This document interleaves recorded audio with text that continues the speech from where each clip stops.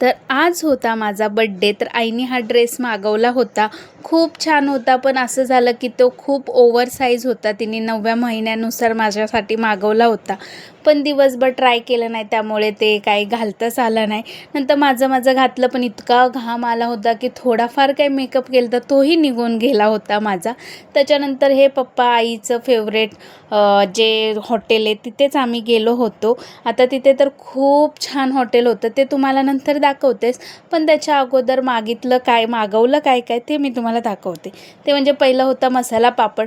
तो आम्हीच खाल्ला आणि हा फक्त गेम खेळत होता. त्यामुळे मस्त मसाला पापड खाल्ल्यानंतर पप्पांचं फेवरेट आला चना कोलीवाडा.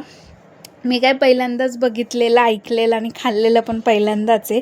त्यामुळे मला पण ठीक वाटलं, काय एवढं खास नव्हतं. त्याच्यानंतर एक पनीरची भाजी मागवलेली होती आणि एक होतं ते म्हणजे व्हेज कोल्हापुरी. सिम्पलच मागवलं होतं, कारण मला काही एवढं माहिती नव्हतं आणि सुमितला जे आवडतं त्याने तेच मागवलेलं होतं. त्यामुळे मस्त जेवण ते केले. नंतर आम्ही केक कापला आणि आमचं सगळं सेलिब्रेशन झालं.